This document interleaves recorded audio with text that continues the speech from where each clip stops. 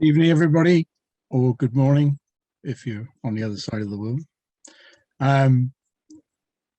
Welcome to this session for the Oxford Real Farming Conference 2022 online. In a moment, once I give everybody a minute to come in, we're going to have a session with Tammi Jonas on agroecology and the custodial ethic. So I'm just going to give people a minute or so just to bed themselves in, get their computers to work and that kind of thing, and then we'll kick off.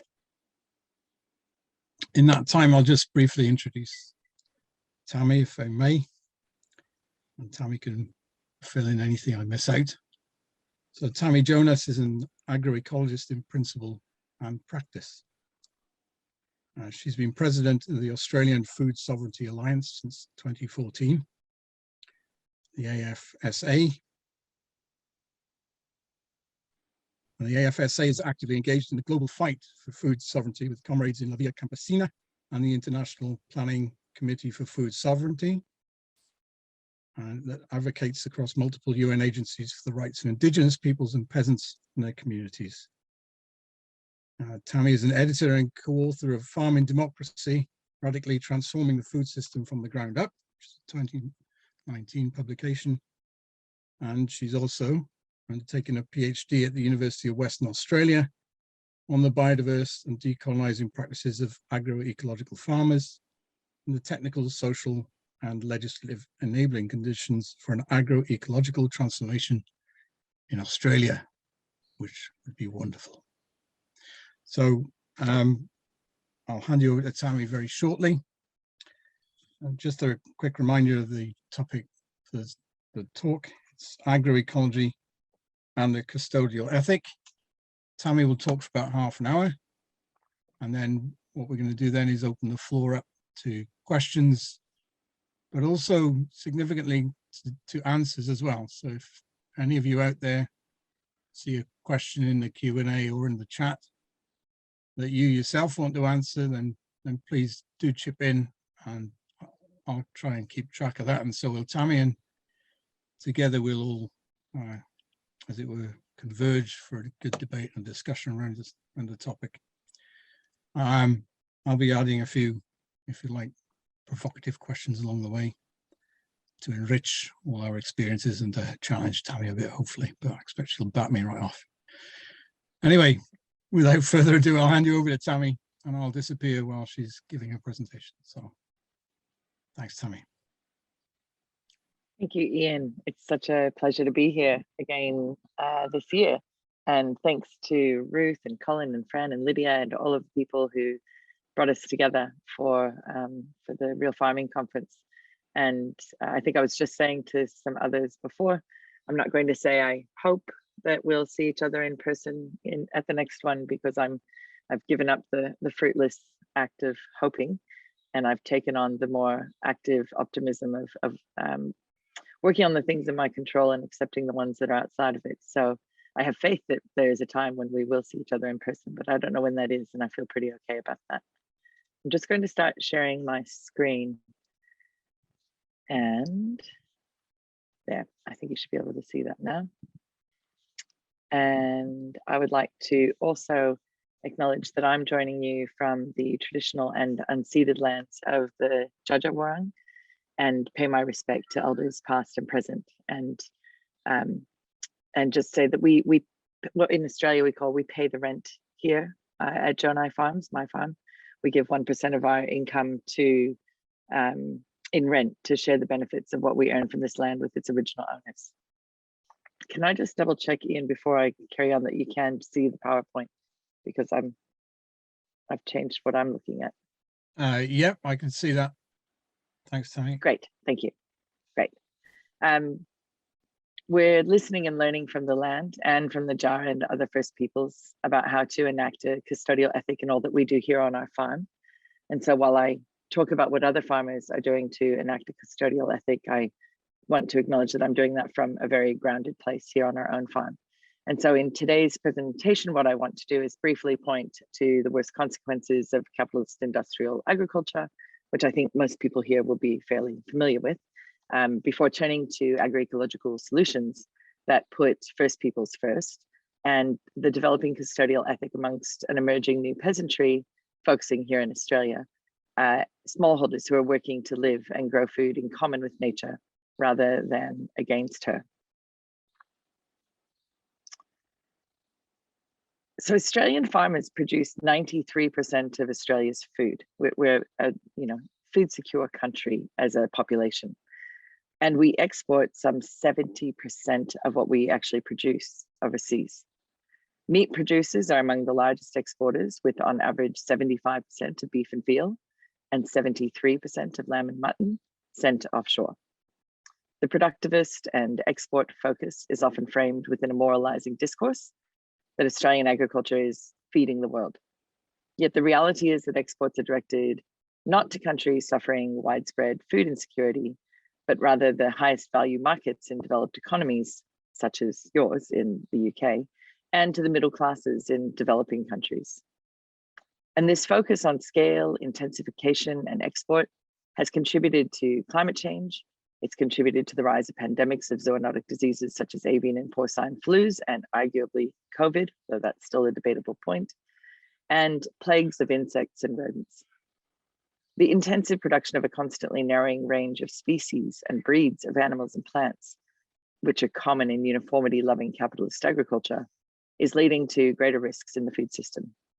In the case of the rise of zoonoses like coronavirus, one of the most significant risks is from intensive livestock production. So whether or not the current pandemic started from intensive livestock production, it certainly could have. The ethnographic research I'm doing, as is my supervisor, Katie Gressier at UWA, within the farming community across Australia, accords with Anderson's conclusion that for the most part, Australian farmers share a broad cultural embrace of entrepreneurial capitalism with the wider population of their industrial capitalist society. The singularity of the focus on profitability and growth in agricultural policy and practice justifies, or at least ignores, the ecological, animal, and worker welfare detriments within the predominating pro-innovation and expansion mentality. Now, core to the concept of an entrepreneur is a willingness to risk financial loss in hopes of turning a profit. The entrepreneurial consideration of financial loss does not inherently concern itself with other losses one might suffer in taking financial risks in pursuit of profit. It is quite blind to losses to ecosystem function, decreased animal welfare, lack of social justice in working conditions, or access to nutritious and culturally appropriate food. So while capitalist societies in the industrialized world have celebrated entrepreneurs and technocratic innovation since at least early last century, we need to ask some very hard questions about how the core values of capitalism lead to extractive and exploitative industries, and what the alternatives are in increasingly challenging times. Much of the regenerative agriculture movement could be described as entrepreneurial, where although regenerative farmers typically express care and concern for positive ecological outcomes from their farming ventures, their links to the capitalist economy and commodities remain quite strong. Many sell entirely into the commodity market, and while they may have shifted from chemicals to biofertilizers, say, much of their system is still outsourced, including down to a reliance on consultants and others for their expertise that perhaps the farmers don't realize they probably have if they spend more time listening to country and reading the landscape.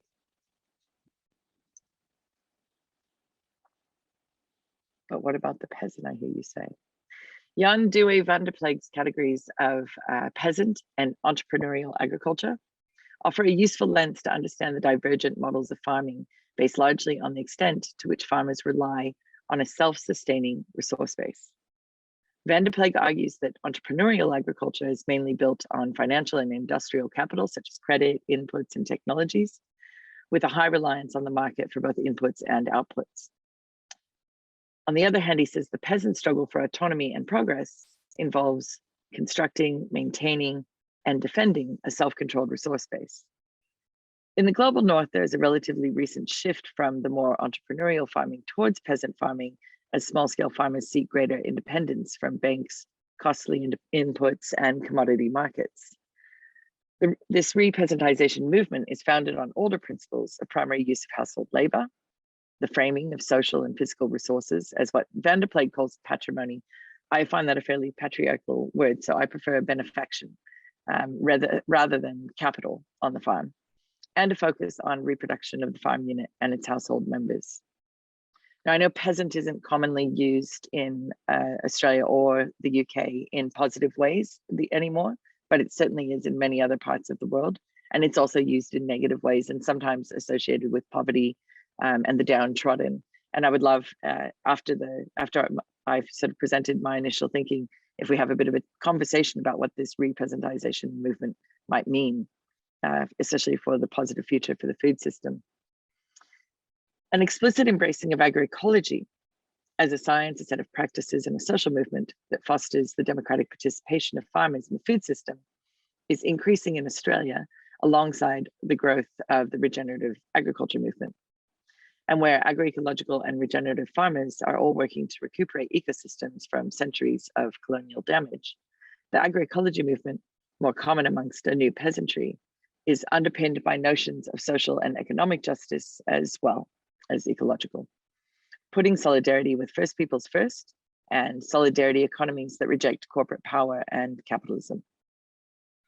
Most of this new peasantry are descended from settler descendants and are more recent migrants.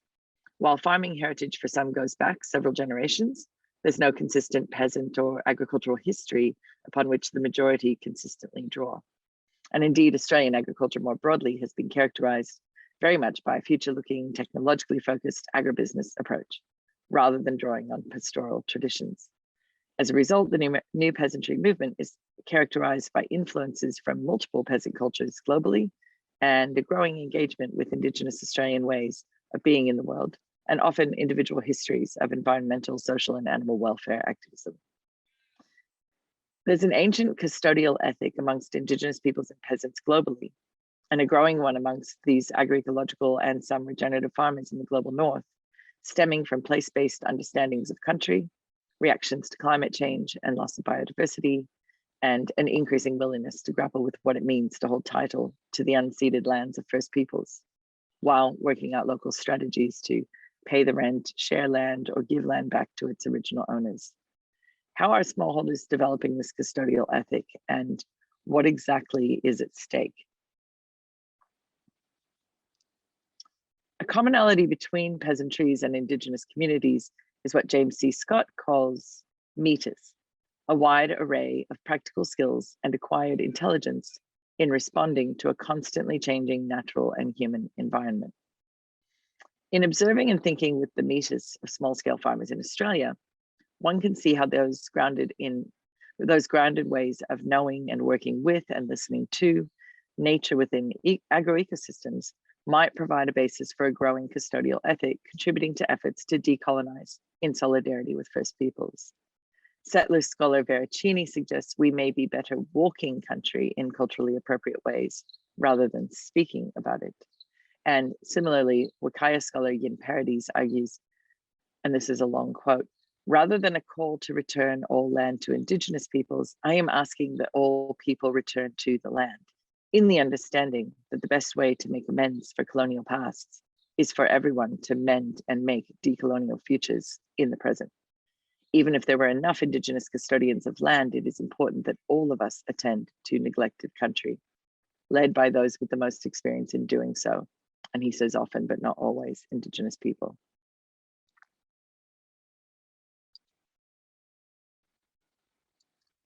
So if metis is learned in place and positivist discourses of science place knowledge and expertise in the academy, how do we revalue the former and understand the political aspects of the latter? Scott writes of the intentional erosion of metis as it has been replaced by both standardized formulas legible only from the center as a central organizing principle of both the state and large-scale bureaucratic capitalism. I think everyone here knows that family farmers are some of the original and best innovators, and that they become this with deeply place-based knowledges that should be respected in trying to simplify our interactions with complex systems of nature, such as through scientific innovation. Humans have created the multiple crises of biodiversity loss, climate change, and pandemics. Let me now share some grounded and I think inspiring examples of smallholders in Australia who are embracing the custodial ethic to care for country and all on it.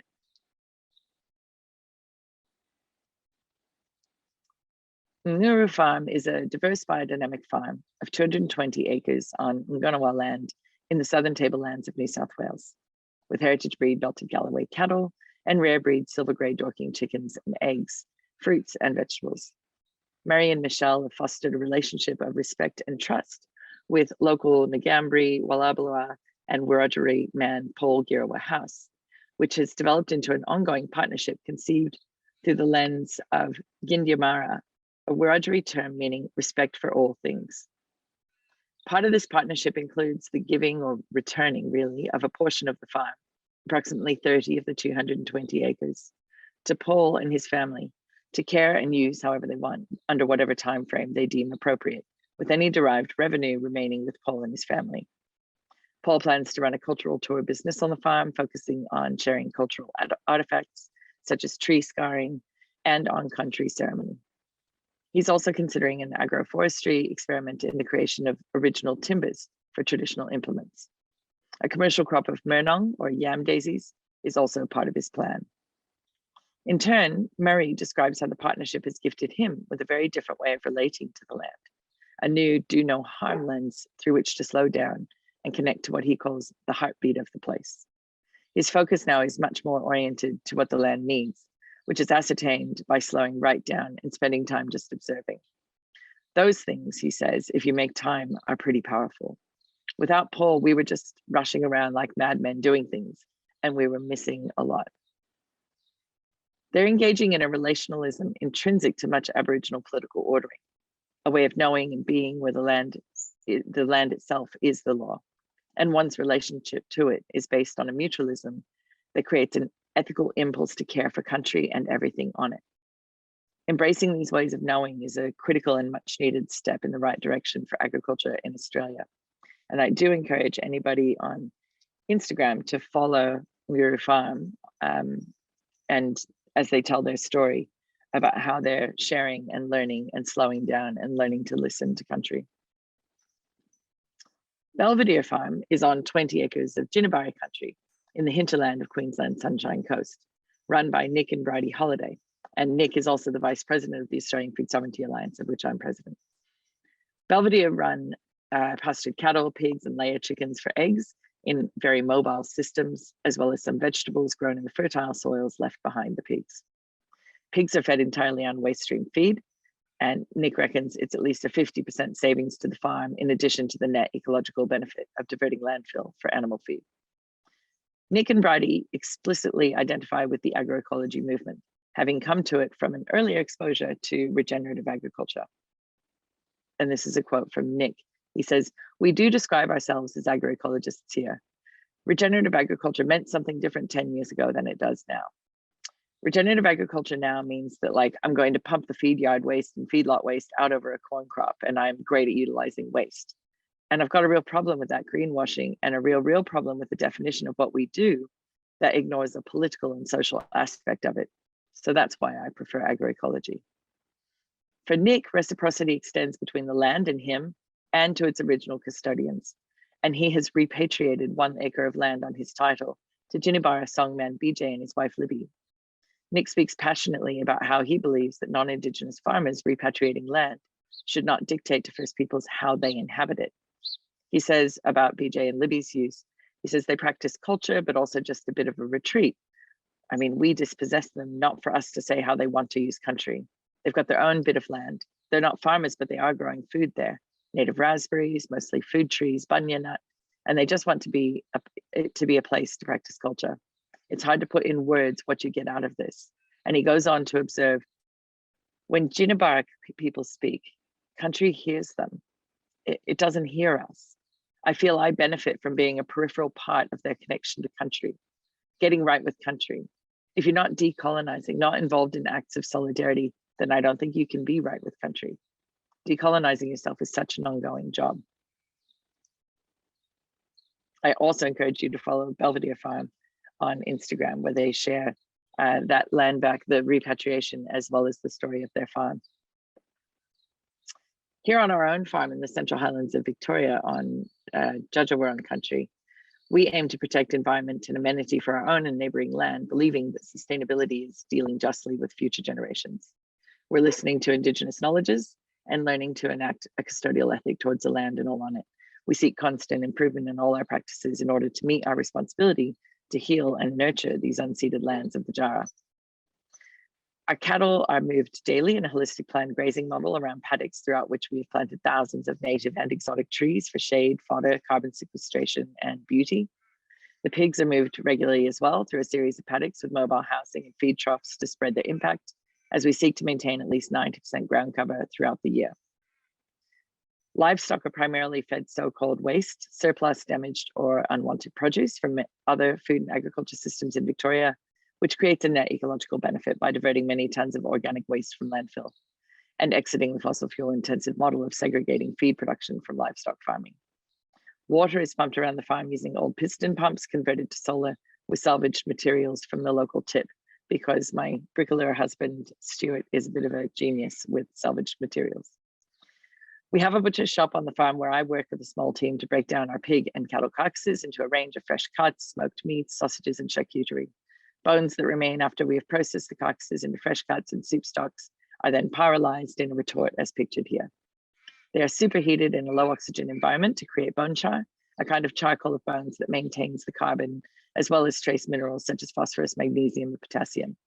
This is then activated in barrels of biofertilizer where we make with waste whey from a cheesemaker and cow manure, and used to grow a small commercial crop of garlic, pictured with 2 rows of wheat, which we grow just for our own bread making in the bottom right photo. We are now working on plans to build a micro abattoir on the farm for ourselves and 10 other local small scale livestock farmers, which we're calling the Jonai Meatsmith Collective. And we are already engaged in relations of mutual aid and reciprocity with these farmers who will be part of the collective. Jonai Farms is a paddock-to-paddock community-supported agriculture, or CSA, and 95% of our produce is sold to 80 household members in Melbourne and the region, the remainder through our farm gate shop. We have regular visitors not only to buy produce, but to tour the paddocks and learn about agroecological farming and what it looks like when you raise pigs on pasture rather than in sheds. We hope it means they can never eat ones raised in sheds again. Additionally, we run regular workshops to teach butchery and meat literacy, salami days for a broad range of participants, and agroecology workshops for emerging, new, or transitioning farmers. On this little patch of just 28.5 hectares, we employ 4 people, including ourselves, across the farming and butchery aspects of the operation. And we also provide residential agroecology experiences ranging from 1 to 3 months long. Some of our former residents are now collaborators with intentions to be members of our proposed collective, and others are also market gardening in the region.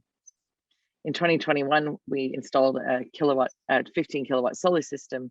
So that's moved us even closer to ending our reliance on fossil fuels. And we've been striving for years towards carbon neutrality. And our ultimate ambition is to be a drawdown farm, demonstrating how an agroecosystem with livestock and abundant biodiversity at the genetic, species, and ecosystem levels can express a healthy carbon cycle.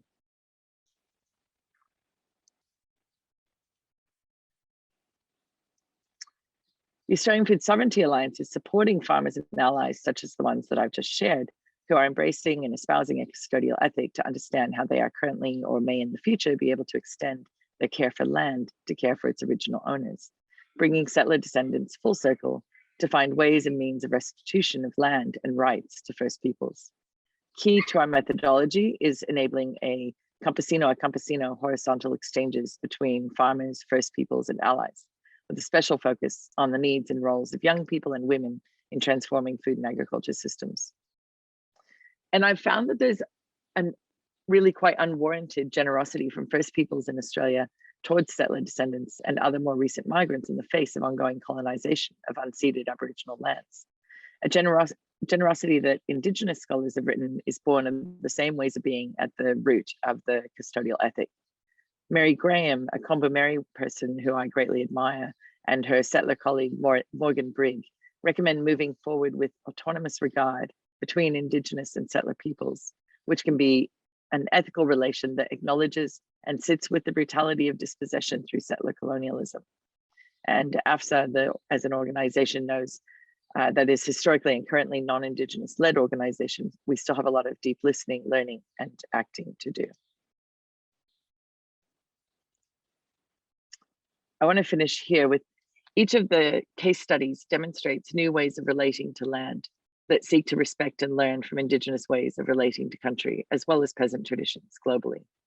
As Graham notes, the land and how we treat it is what determines our humanness. Because land is sacred and must be looked after, the relations between people and land becomes the template for society and social relations. Graham argues that a survivalist ethic common to settler society is applied to both settler relations with land and people, and that only by developing a relationalist ethic with land, such as that long followed by First Peoples, can settler society extend it to its social relations as well.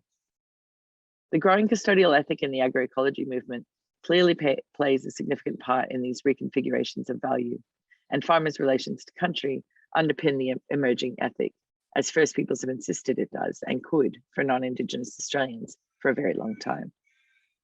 Taking the lead from the First Peoples of what is now known as Australia, I believe it's possible to achieve Indigenous sovereignty and settler peasant sovereignty consubstantially by letting the land, our relations with it, and all the species that also relate to it be our guides.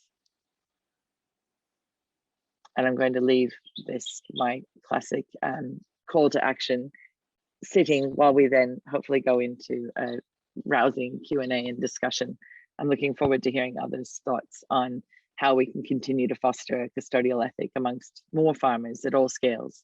And God forbid, should I say, our politicians and how they could help with it. So thank you. I might have to let my dog out of the house on the other side here because she really wants out. Thanks, Tammi. Just to prove that we're live, everybody. Tammy's gone off to sort out the dog.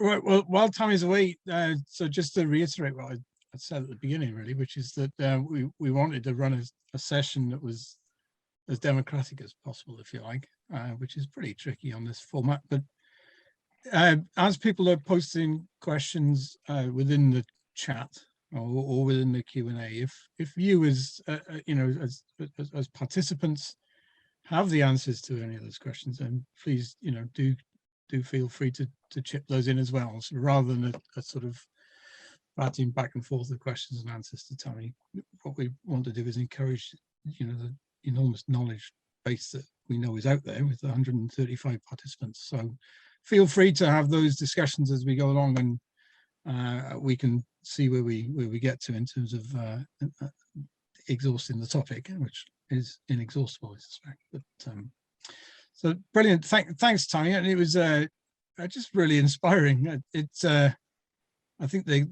from the outside, as it were, the sort of cliched perspective on Australia is either extreme kind of caricature of the Aboriginals, very similar to the kind of noble savage type thing, and I know that's been tapped into in the past by the environment movements in a kind of romantic way. But it's fantastic to hear and to see examples of the a serious interchange between Indigenous and if you like, an upcoming progressive movement around new peasantry, because it's I think a very interesting term, and I think I'm not sure whether it would be a term that would be picked up by small scale British farmers that are locked within the markets. But I just wondered what your lessons were in terms of the development of that term, particularly in Australia, because you never had a peasantry as such there. So have you learned anything about the acceptability or otherwise of the term new peasant there? Yeah, I think at the moment it's not at all accepted, really. There's some of us banging around and using words that the general population doesn't agree with. And so Australia as a colonial country, a late colonized country, did not come with a history of peasantry from the beginning. And so I mean, although obviously Indigenous peoples have very similar practices of caring for country to the original peasantries, people of the land, that wasn't something the colonizers brought with them, that's for sure. In our own movement, we've talked about it for years. And when I first started spending time in the global peasants movement with my comrades from La Via Campesina and across the world, where the peasantry is alive and well and, you know, part of a very mobilized global movement, I was very nervous of talking about a peasantry, particularly in a global north country like Australia. And so here I felt like it didn't make any sense. And when I was with peasants from other parts of the world, I would ask their views on whether we should be using that language in a country like Australia or not, and whether we had permission to, or whether that was also appropriative of us to sort of talk about peasantry. And by and large, I mean, overwhelmingly, what my peasant comrades from Latin America and Africa said to me was, yes, please call yourselves peasants. That's an act of solidarity. And what you are doing there with your connection to your land and your care for your land and your focus on looking after where you are and then sharing the surplus of those efforts with your community, that is what the peasantry are. That's what we do. And we've always been, you know, historically, there's so much research about the battle the peasants have always had with the state. And AFSA, to a certain extent, was formed in response to a struggle with the state. And so I now forget it's a 6 or 7 year conversation that I've been engaged in, and I use peasant as though everyone here does, but they don't. It's not well accepted. So I usually will use peasant, smallholders, and small scale farmers interchangeably, and intentionally. But since we've had the UN Declaration on the Rights of Peasants and Other Workers Working in Rural Areas that was ratified in 2018, I see it as more politically expedient to start to use peasant more, so that we can use that as a lobbying tool, even here in Australia, about the rights of people on small holdings.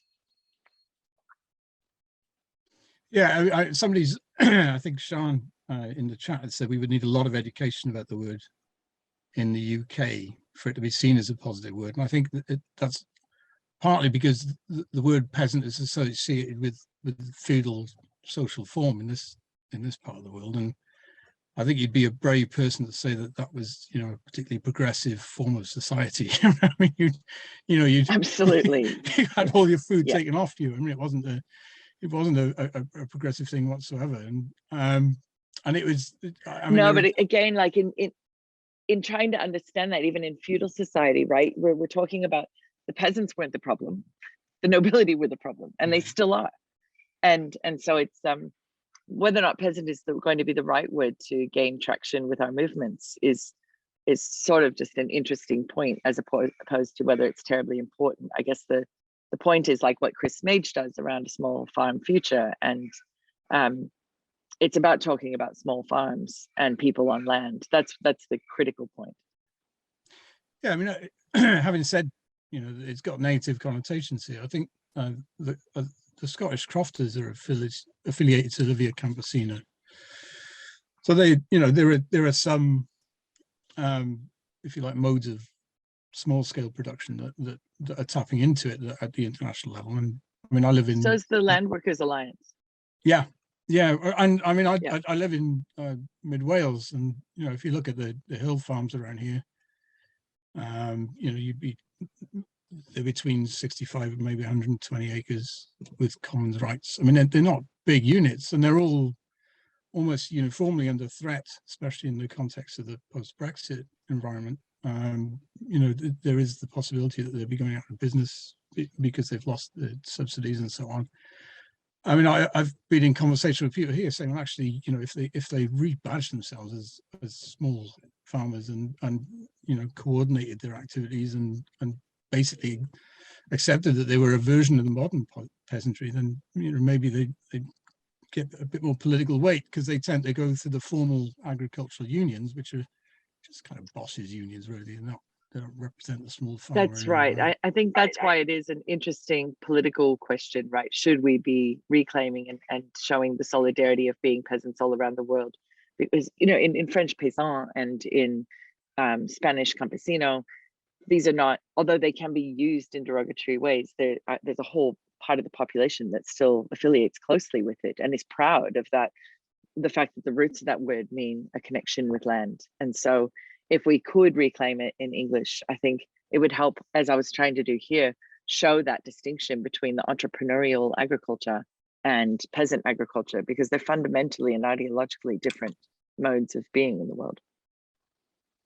Yeah, I mean, when I think of the term, I often think of it, the writings of John Berger, for instance, who went from metropolitan London and sunk himself into the peasant culture in the French Alps and brought into common discussions the very close connections between peasants and animals and nature and those sorts of things that we have a romantic perspective on, but it disappeared from the end of the Second World War in the UK, and it's been smashed ever since. So there's so many things I think we could learn from even tackling that term, and even trying to move forward and engage with it. So yeah, I think the work that you're doing is really valuable in that respect. Let me just see what other questions we got on the time. So this a question from Elizabeth. See, Patrick has shared a good resource, by the way, in the chat. Thanks, lovely. Patrick. Lovely to see that you're here, about Peasants Give Life to Biodiversity from the IPC. So there's a link there if people want to know some more about what the peasants are up to. Brilliant. Yeah, thanks, Patrick. So Elizabeth has asked, what are your thoughts on permaculture, and does permaculture synergize with agroecological practices? I wonder if you had any views on that. I have views on just about everything, it seems, but so, okay. In terms of permaculture, I think there are heaps of synergies with agroecological practice, and to some extent they're just a difference in terms insofar as they're working with living systems and living amongst and observing and responding to living systems. What I would say is wildly different, though, just like between agroecology and regenerative agriculture. Agroecology has a political framework, and it has a theory of change, and it's been enacting that for several decades. Whereas permaculture, I think, permaculture doesn't have a theory of change beyond individuals making changes within their own sort of system, or even at the community level to a certain extent, but not in the way that agroecology says we need a global movement of peasants who are working on an agroecological transition. You don't have that in permaculture, that's for sure. And I think there are quite a lot of sort of neoliberal thinking people who are very attracted to permaculture because there's no need to collectivize in that system. And regen ag, I would argue, is even a step further back because of being captured a lot by capitalist and entrepreneurial discourses and ways of being. So they're so far from a theory of change that there is no overarching political framework that says, okay, here's what we need to do to lobby the government to support better ecological practice, but also radical economic transformation so that everyone has a fair access to nutritious and culturally appropriate food. Like that's not on the radar of regen ag or permaculture in a political way. No, I think there's a few more questions coming in, but I was going to ask on that front, linked to it, about solidarity, I suppose, between what we might call the new peasantry and the, if you like, the traditional resistance to capitalism and to neoliberalism. So, working class, unionized labor, those sorts of elements. So, I mean, historically, one of the, if you like, political weaknesses of the peasantry has been that it rises and falls, and as we've seen recently in India, they can score enormous successes, but they have to go back to the farms, and at that point they're either handing the political resistance over to representatives who, whether or not that works is a question, or that's the point at which they have the political weakness forced on them. So it's in the context of what you're discussing, in an Australian sense and across the world, how important are the tendrils of solidarity between other actors and resistors within the capitalist system to these new, emerging and viable agricultural forms? I mean, I would argue that that kind of solidarity is critical to the transitions we're looking for, and historically has not been that strong. I mean, our food sovereignty movements globally are 25 years old now. In Australia, it's only 10 years old. And so making stronger linkages with, you know, climate change activists or anti-mining activists, or there's so many different forms of activism that are fighting against the exploitative tendencies of capitalism.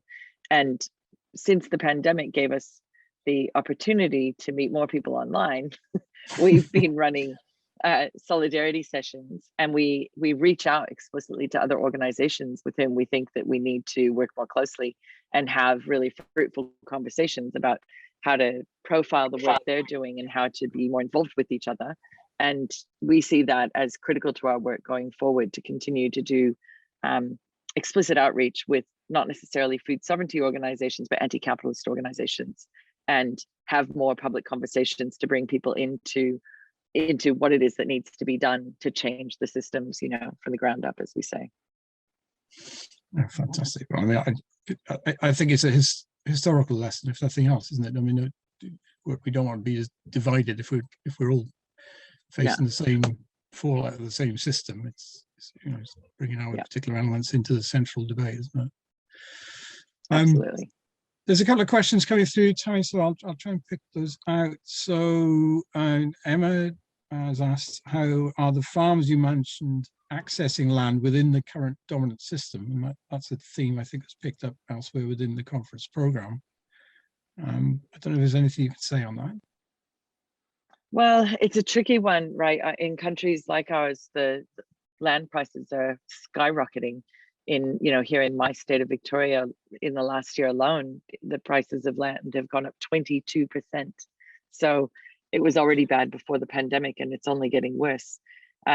One thing that AFSA is doing is we've started a project called Farming on Other People's Land, FUPL, and we called it that to a certain extent in referencing that for all non-Indigenous Australians, we're farming on other people's land, and we should put that first and foremost in our minds.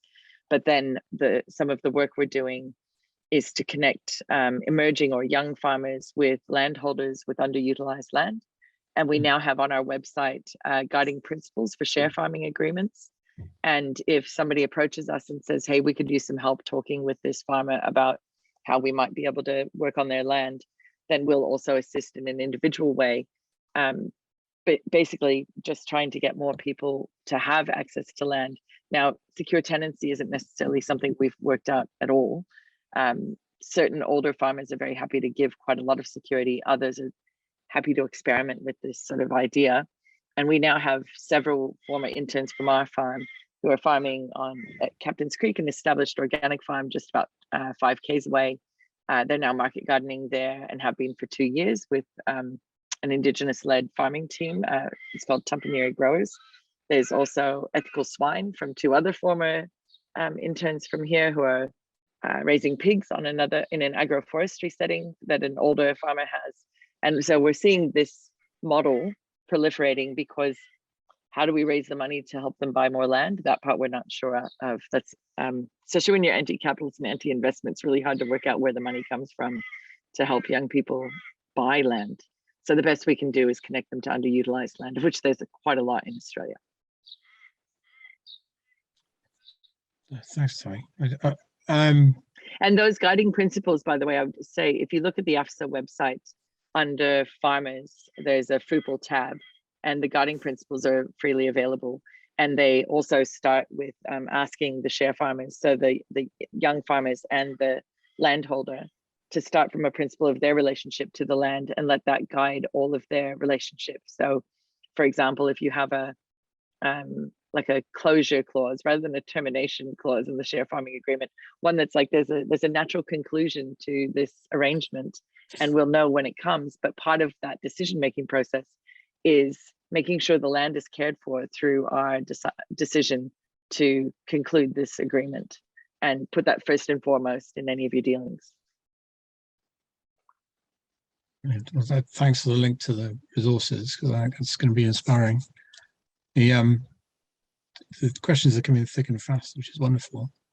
but it does mean I'm probably not going to be able to get to keeping all up. So it's an interesting one. I think coming from Vijay,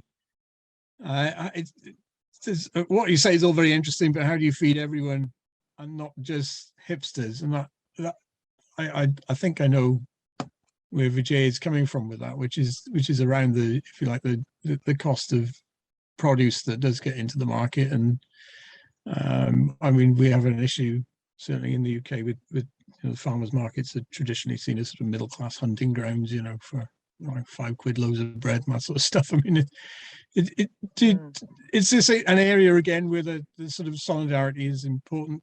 That do you and these other farms try and pinpoint particular groups within society to help good food actually go into the normal discourse, or are you stuck with the machinations of the market as it is? No, we're not stuck with the machinations of the market. I don't think most of us who are selling directly and who've exited commodity purchase of inputs and things. So we're in a different position to some of those. I would first of all say that I'm not very interested in feeding hipsters. They're low on my target audience of who to feed. And I guess a short way I could perhaps explain is the difference between food sovereignty and food security, right? So when you look at right to food action, a lot of right to food work and food justice is band-aids on cancer. It's doing the best we can in a terrible situation where people don't have access to nutritious and culturally or adequate food. That is a short-term solution to a long-term problem, a systemic problem. Food sovereignty is trying to systemically fix the food system. So first of all, like just in short, we know that smallholders already feed 70% of the world. So we are feeding the world, and we are feeding everyone from the poor to the rich across the world. And countries, very privileged and so-called wealthy countries like Australia, are feeding very few of those people. Even though we talk about our massive exports, we mostly feed animals. We feed livestock, grain. That's the primary thing. And we feed meat to wealthy nations. So the peasants are feeding the world is already happening. And what we're trying to do with the re-peasantization movement in food sovereignty is to have more smallholders feed more of our local people in countries like highly industrialized countries like Australia. The other thing I would say about the systemic fixes is that we know that farm and food workers are the poorest people in the world globally. And if you fix the situation for smallholders and small fisher folk, you actually start to address hunger globally in a way that providing aid doesn't do. If you ensure that they have secure tenure, if you ensure that they have can earn a fair livelihood, a right livelihood from their efforts, from their toil, then you actually will have solved poverty for the majority of the world. And also, when we look at things like, food sovereignty can't solve the flight to cities where people go from having been poor in the countryside, but at least with the capacity to grow some of their own food, they move to the cities to work in factories. And now they actually go hungry because they can't even provide any of their own food. They don't have access to land to do that. So we would argue that, the small farm future, like Chris talks about, is going to feed more people better in healthier and more grounded ways. So it's a longer term project, obviously, but we think that this is absolutely going to feed everybody, no matter what your means are, and give more people access to the means to grow food themselves as well, in a way that they can't in apartment blocks in the city. How does that, that's a very convincing line. But how does it play out with, if you like, sort of the urban populations and the fact that in the, if you like, the global north, where people have become locked into, the consumerism or notions of so-called cheap meat and those sorts of things. How can we, I know it's not an easy question to answer, but how can we unlock, if you like, entry into those very corporate and commodity orientated environments through the routes that you're taking here? Have you had any thoughts on that? Or yeah, again, these are obviously huge systemic questions with systemic answers, and I think it's a very multi-pronged problem we're trying to solve. And so you have things like the policy barriers to this kind of farming, And one of the things we're doing is trying to reform our legislative systems to make this more viable, which will keep prices at a point where more people can access it. And then there's other things about direct connections. So solidarity economies like community supported agriculture.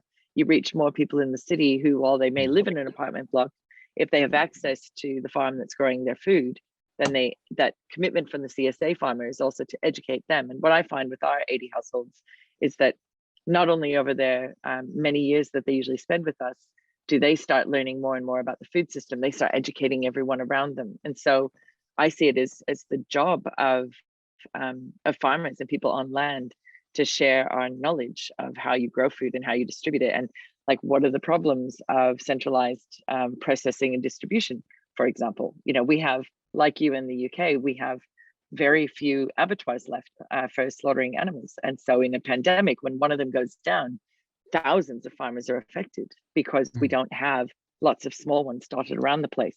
So we, like, there's legislative reform we need so that we can rebuild local and regional processing infrastructure and distribution infrastructure, so we don't have to take things as far, so that then people also in the city might start to, well, they are starting to think, hey, it might be a better life out in the country, because now I know that the schools and the hospitals and the processing facilities, those are all there, and I won't be drawn back to the city to do those things. I can actually live a life in the region.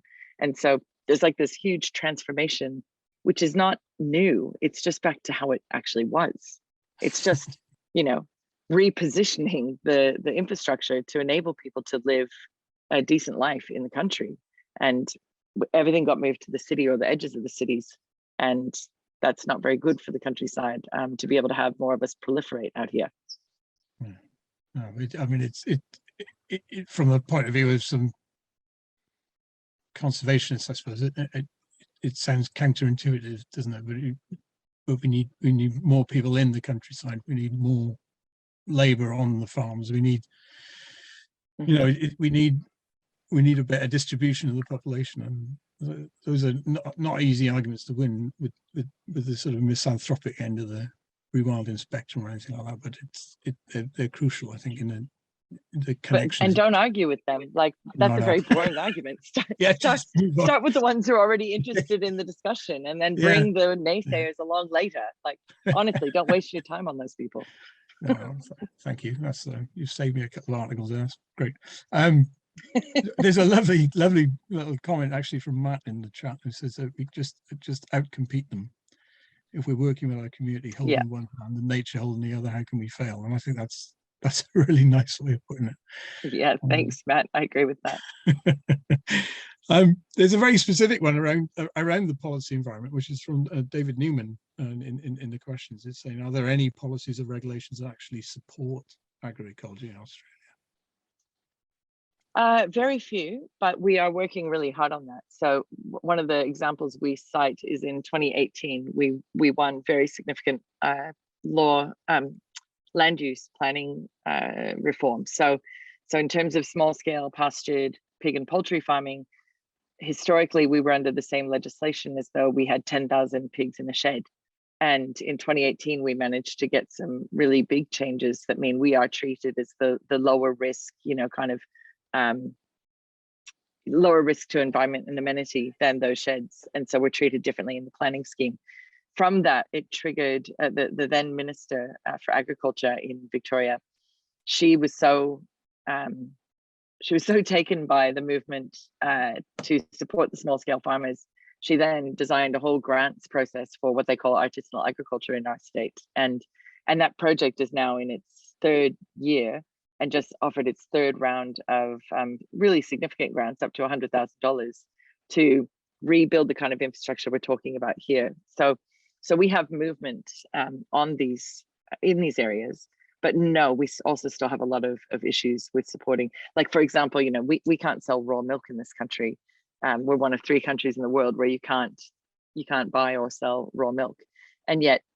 And it would be illegal. I have a milking cow, and we actually have 2 milking cows now, and it would be illegal for us to just sell a bit to the neighbor next door. Even if they came and helped milk the cow, it would be illegal. And those sort of things are not very supportive of the kind of transition we're looking at for, you know, for a food secure region. like we could have here. We have to build their fancy processing facilities instead of treating the milk carefully in a small system like this. So no, we're not very far advanced in policy that supports agroecology, but we have gained a thick legitimacy with all levels of government. That means we're making inroads, but it's a very slow process to change policy or law. Did you, just to throw your your thing back at you, as it were, why bother with policy in that case? Why not work from the ground up and go around it, as it were, and compete the policy environment if you can, and find the spaces well, within I think we're taking a dual approach, I would say. There are questions around when is it critical to comply and when is it not, and that's a matter for each person to make for themselves. Brilliant. A very diplomatic answer. Very good. There's a lovely question coming from Rupert Dunn, which is one that I find fascinating, because I mean, you'd be hard pressed to say anybody in the UK is Indigenous. We're a melting pot. I mean, if you go back a couple of generations, I'm from a farm, a mining family from the Alsace region or something like that. I mean, in many cases, the kinds of things that you might get in terms of the exchange between Indigenous ideas and Western ideas are quite hard to access, for someone like myself, except in a empathetic way, I suppose, or even a romantic way. I mean, when you're working with Indigenous people and their belief systems are so radically different, how do you see the, if you like, the cross-pollination of different ideas around even spirituality and ways of interpreting the land and that sort of stuff? I mean, do you set platforms up for that discourse, or does it happen organically and naturally? Yeah, no, we do. So we've been increasingly working really hard on this question to do better listening and learning, and that's where a lot of what I shared today has come from. So we don't have Indigenous leaders in the Food Sovereignty Alliance itself. We do have Indigenous members of the alliance, but not of the committee, and so the leadership hasn't been coming directly from Indigenous leaders, and there's historical reasons for that. And we're trying to make the alliance itself a more open and welcoming place for First Peoples who might like to be more involved. But meanwhile, I don't want to put an obligation on First Peoples who also have a sort of other concerns to carry on with to have to lead this particular movement. Instead, what we do is, they're giving a lot of talks and they're writing a lot of books and a lot of articles and things themselves. So we have, there's the very famous Dark Emu by Bruce Pascoe, but there are heaps of other writings where you can go and find what they've been putting in front of us and saying, can you start thinking in these different ways? So there's Tyson Young Kaporta, who wrote Sand Talk, How Indigenous Thinking Can Change the World. I read a lot of First People stuff from around the world. There's Robin Wall Kimmerer, who wrote Braiding Sweetgrass in what's now called the United States of America. She also has this cute, slim little volume, The Democracy of Species, and it's only 88 pages, and I recommend it to everybody because it's a very short slip into thinking more in common with the nature that is around us, and how to think of yourself as part of it rather than separate. And this is something First Peoples from all over the world, the book title again, is The Democracy of Species. I'll put it here. And that way of thinking is being offered to us through, and has been for decades. First Peoples from all over the world have been asking us to listen. And so one of the things we do is we listen and we read a lot more. There are podcasts that you can listen to with some of the leading Indigenous thinkers, listening to the way that elders pass on knowledge to younger Aboriginal people as well. Like, just learning from those is a matter of finding the resources, listening and reading more, and watching films that are by Indigenous peoples. Like, that's been our experience. I would also say on the AFSA website, we also now have, it's one of the top level tabs, a First Peoples First strategy. And we developed that first within some of the committee members who are working on these areas, and then we started sending it out to First Peoples organizations for feedback, and Indigenous scholars for feedback. And it has really concrete and explicit strategies for how we're going to work on more decolonizing practices and work in more solidarity with First Peoples. So you can see our longer form thinking about how to move in this direction. And people like Murray at Jarrah Farm and Nick and Bridie at Belvedere Farm are also showing us a way of how to, with people they have a relationship with in the local area, not only give land back, but sit with them on country and listen to how they're listening to country. So it's about listening. It's mostly about shutting up and listening, is my experience. It's a challenge for many. There's been a couple of questions come up, and it's slightly off tangent, I guess, but it's going to be something that's increasingly important, which is around the issue of carbon and land. So one is asking very technically from Holly, have carbon credit payments in Australia changed the landscapes? And then a bit lower down, Anthony's saying, do you agree farmers should be paid for storing carbon? I mean, this is certainly since COP26, this is coming to the fore with quite incredible speed, actually. Do you have any views on that? I mean, I can't imagine some of them, but and in particular, what the implications might be for the kind of work that you're talking about, really. The implications really are that we're looking at the next level of financialization of nature that is incredibly worrying, because carbon credits are there to be traded. And so, sure, on the one hand, should farmers be somehow compensated for for good ecological stewardship? And I mean, arguably, yes, but we would also argue that should come through being paid a fair price for food that you produce in ecologically sound ways, as opposed to paid for carbon. So what we're seeing in carbon credits in Australia is there's some where they're literally being paid not to cut trees down. And that's just something they weren't going to do anyway in some cases, and now they're going to be paid for that. And it's really deeply problematic. But it's also, now we're seeing carbon markets, just like we have water markets. And now people who don't even have any relationship to the trees that store the carbon or the soil that stores the carbon are able to buy that credit and now trade it with somebody else who also is not related to that carbon. And all we're seeing is capitalism taking over another space. And so as anti-capitalists, we're extremely wary of what's going on in the carbon space and the natural capital space, because ultimately we see that taking more, I can definitely stop the screen share, sorry. Stop share, there, is that better? Bad cheering on my part. That is better, isn't it? Yeah, we, there's a few things that I would recommend reading. There's something called nature-based solutions, is some of the weasel words being used in the UN spaces, and in particular by corporations. And Doreen Stabinsky wrote a really excellent short piece for, I think it was with the African Center for Biodiversity. She wrote, it's only about 4 pages, a very clear outline of the problems of nature-based solutions and things like carbon credits and the financialization of nature.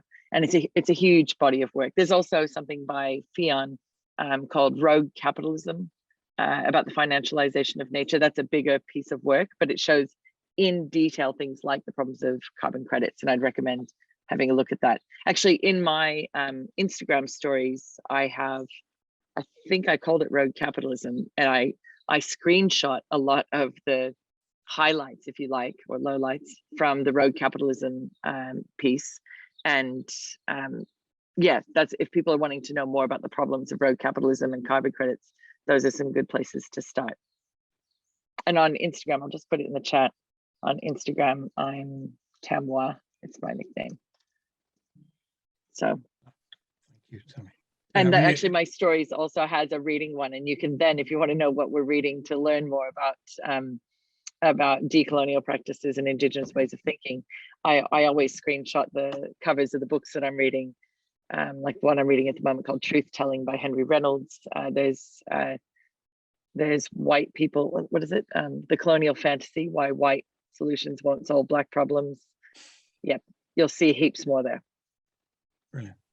Thanks. And there is a session tomorrow at the RFC at 11 o'clock on nature financialization, where I'm on the panel. So I'll have a bit more chance to wax lyrical on that. But I mean, it is the custodial ethic and everything that you've outlined. Is it actually part of the process of decommodification in that respect? You know, is it a pushback against that you know, this sort of financialization of nature stuff and everything else?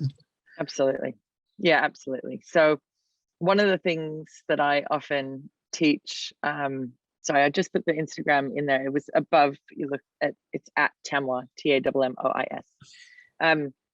One of the things that I do is I use the definition of food sovereignty as a way of having testing questions for proposed solutions in the food system. So things like carbon credits, things like lab meat, you know, the small problems. And the definition of food sovereignty gives me, I'll give you the questions because I actually have them from a workshop I just ran right in front of me. Is it nutritious? Is it ethical? Is it ecologically sound? Is it culturally appropriate? Is it socially just? And is it democratic? And when you look at something like carbon credits, I mean, obviously nutritious isn't so much relevant there to a certain extent. But is it ecologically sound becomes a question. It depends on how those credits are being applied and what sort of actual land management practices they're applying to.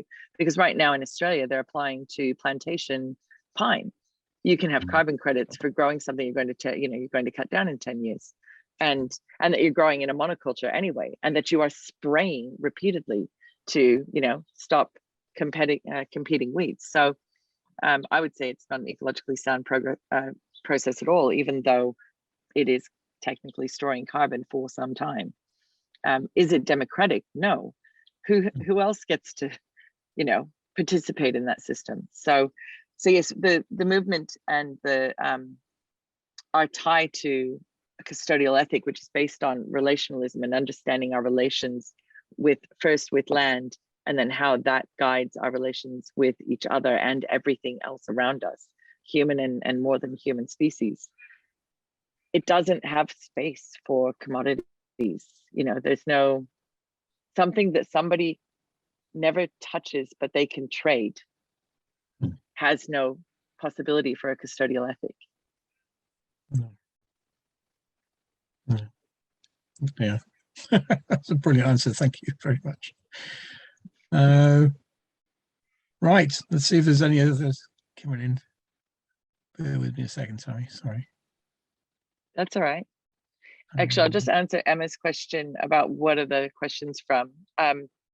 I just came up with those. So if you look at the definition of food sovereignty, and you'll see it on the Via Campesina or AFSA, or I think the Landworkers Alliance has it, the definition, which is the right, food sovereignty promotes the right of everyone to nutritious and culturally appropriate food produced and distributed in ethical and ecologically sound ways, and our right to democratically participate in the food system. So I've drawn those questions from that definition, and then I just ask those key things about: is it nutritious? Is it ethical? Is it socially just? Is it culturally appropriate? Is it ecologically sound? And is it democratic? You ask that question of every solution somebody puts to you, and you're going to work out your answer from a food sovereign perspective.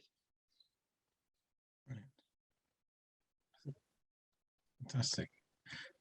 Going back a little bit, is an interesting one from Rachel. So she says, have you any thoughts on how those of us who work the land but don't have much say in how that land is managed can incorporate this ethic into our work? So I suppose that's about somebody who's got the right motivations and is working on the but doesn't have that level of autonomy. So what space can they create to influence both the landowner, as it were, but also, you know, for them to get away with what they can get away with under the radar, if you like. I think there's a couple of questions in there, isn't there?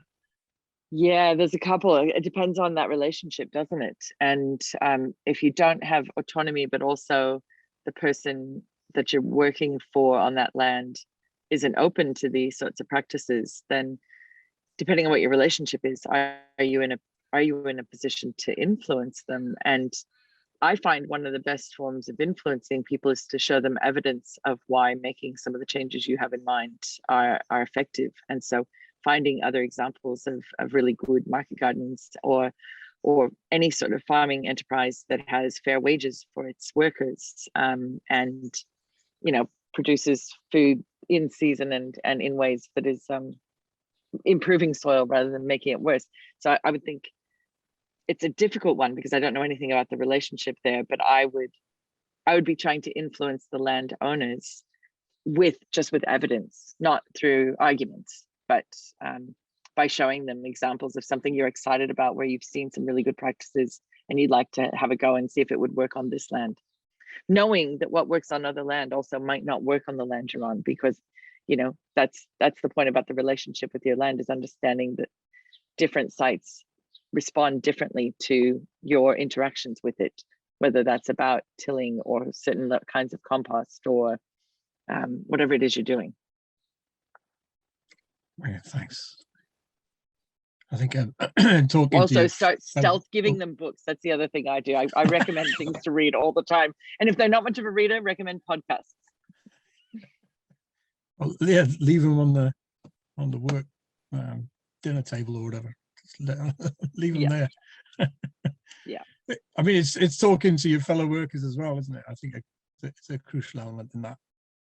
You know, that even within progressive movements, there's still that tendency to start from the perspective of individualism. You know, you sort of think, oh, you know, am I the only one who's thinking this? Well, you're probably not. It's worth chipping away and opening up those conversations and debates to see who else around you and who else is, you know, through their work is being forced effectively to do something that they don't necessarily agree with, and see what you can do to pull the weight of you as a workforce into it.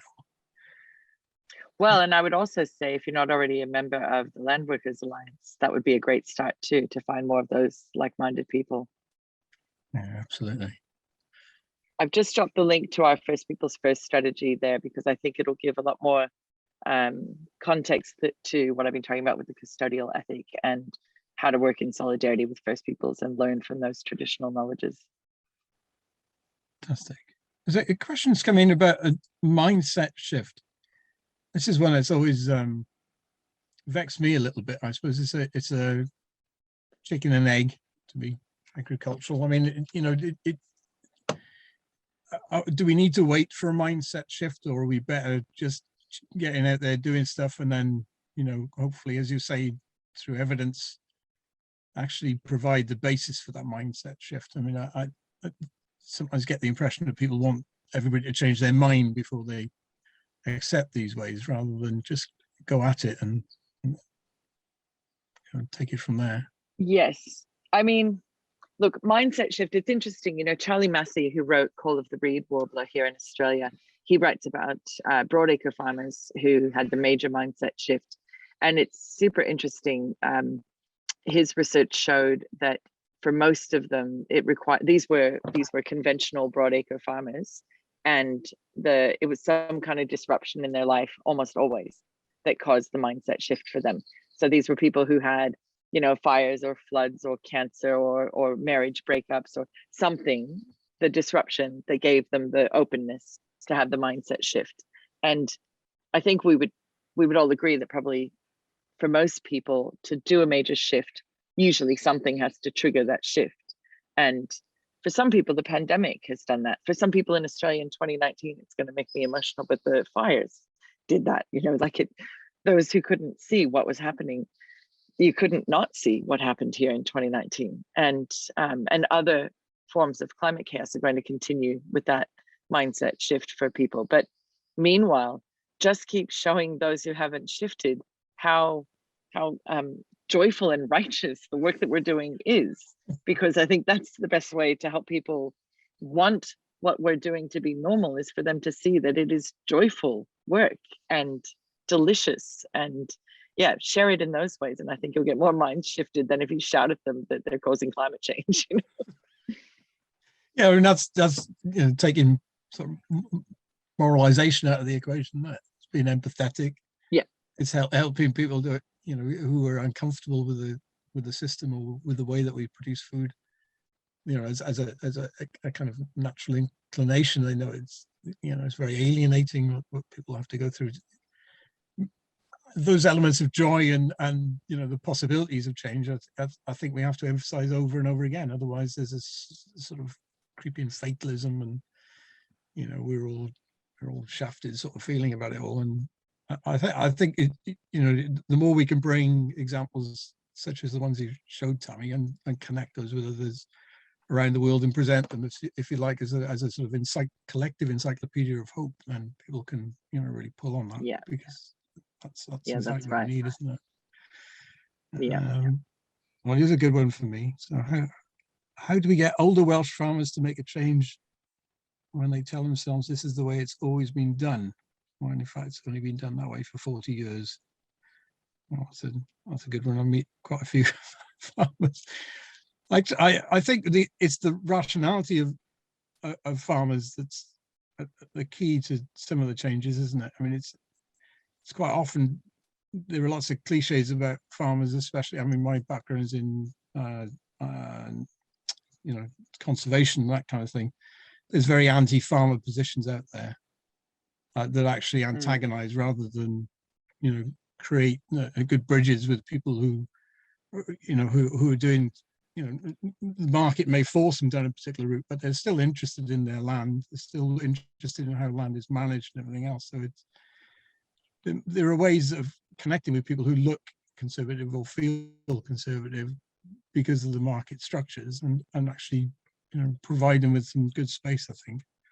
That isn't the question. Yeah, I mean, I'm probably not the best place to talk about the Welsh farmers specifically. You're probably in a better spot than I am for that. No, sorry. But having said that, I mean, obviously the older farmers, I mean, people like Charlie Massey, who himself is in his mid-60s, is better placed to help stubborn old conventional farmers to transition than I am, as what I seen as a kind of first gen upstart farmer. Like you could be forgiven for calling me a bit of a hippie farmer, even though I'm also very straight talking farmer that is a successful one. But still, those older farmers are not necessarily going to listen to people like me. They're going to listen better to their own. So it's finding the champions from within their own milieu that they'll listen to more than they would listen to somebody like me. Yeah, I think if we think about the education, I mean, one of the projects that the Real Farming Trust is involved in, I'm helping to lead, is the development of a college for real farming and food culture. And the role of that is not just to provide the movement as a whole with a sort of university to tease out and discuss and debate these issues, but actually to go into the formal education sector and try and make interventions so that these sort of institutions that are replicating the intensified system through the formal curricula, we can try and, if you like, provide a pole of attraction to pull people across. And it's very interesting that if you talk to some of the lecturers and stuff, they really need that. They're saying that we really need something outside of us to send students to get them engaged with, so they don't just go down this commercial route all the time, and think carefully about how land is managed. Yeah, it's interesting going into a partnership with institutions, with their own historical traditions and institutional baggage and bureaucratic practices. So good luck with that. I think the Real Farming College should certainly do everything it can to remain independent and autonomous, because those structures can definitely be crushing. Yeah. Yeah. Well, yes, we will endeavour. And it's brilliant work. It's noble work. I'm delighted to hear it. You're very kind.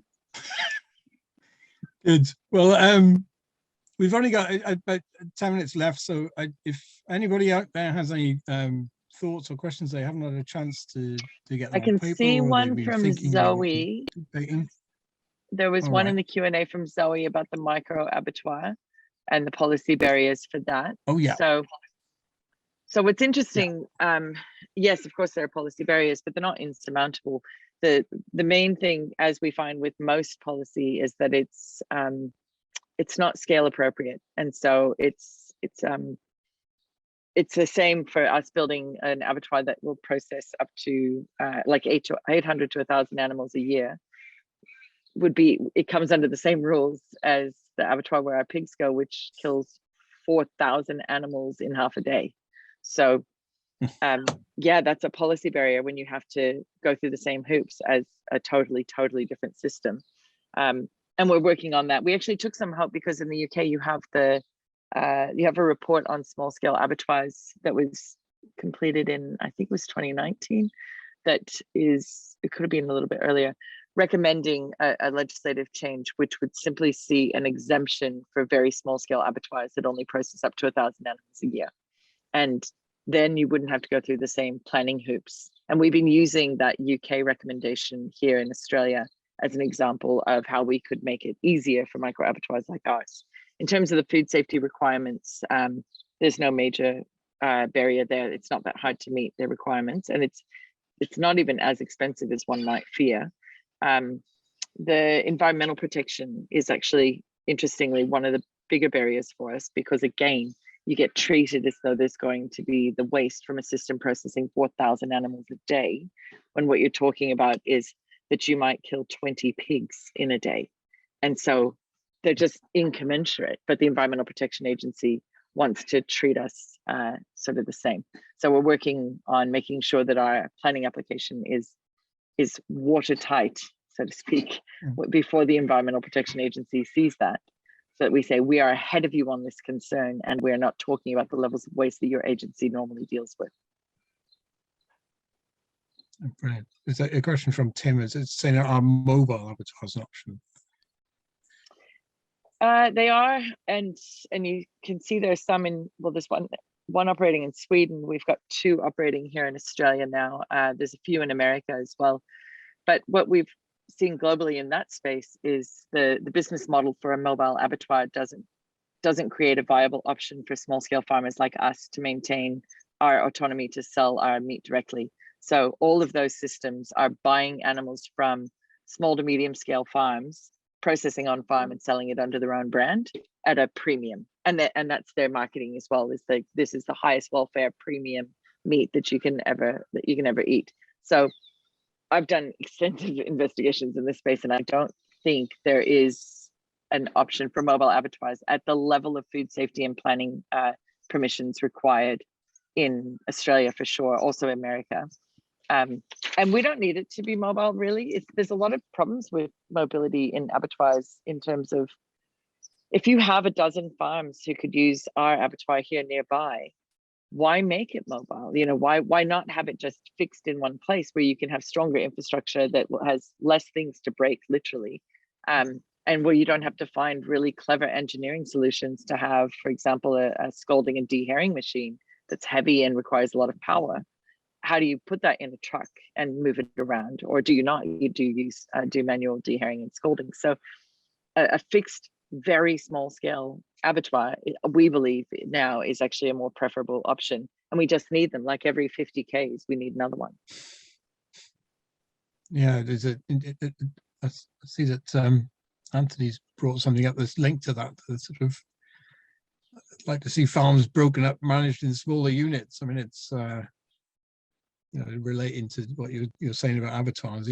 Smaller and more of them, and it would solve a lot of the problems. Right. Yeah. Well, Tammi, we've got a couple more trickling in towards the end now. So I see that from Zoe about could others use the UK recommendations. So we're not using that recommendation just for our farm. That's the Australian Food Sovereignty Alliance using it with our state government to try and reform state legislation to provide an exemption for very small scale meat processors. And if we win that change in Victoria, we would be seeking that across all of the states. You know, we're only 7 states and territories in Australia, so it's not so hard to get through different legislative systems, and they run on the same kind of system. So ideally, we would see that happen everywhere. And then, yes, everybody would have the same. Mind you, getting through the planning permissions is the first bit. Then you've also, one of the biggest barriers is how do you fund the building of such a facility? And we think ours is going to cost around 400,000 Australian dollars. And yes, between the 10 farmers involved, we could all put in the money. Not that any of us have just that much cash lying around, we'd still have to come up with it, but it would share that load. We're planning to crowdfund the majority of it. So we've applied for one government grant, which would help with maybe $50,000 if we get it. But the other 350,000, we're talking about crowdfunding it with things like, well, a little secret I can let out here, that I'm working on a cookbook that I want to, that will tell the story of what's going on in the food sovereignty movement, as well as here on our farm, and provide delicious recipes for cooking ethically raised meat. So yeah, that would be one of the rewards, and hopefully we could get it out to thousands of people and help it build an abattoir. We don't have any more meat to sell, so we can't use that as a reward. We're sold out. So victims of your own success. Brilliant. Well, great. We got there's a few minutes left, Tammi. So what I was going to do is I invite you to sort of sum up, as it were, and you know, I'll leave you with the last thoughts, the last messages to get out to the movement. Well, I think we've kind of come running into the end of what's been a great. You're back now. Oh, sorry. Can you hear me okay? Yeah. Yeah. Okay, I'm back. All I was going to say was I was going to hand over to you to sum up or conclude.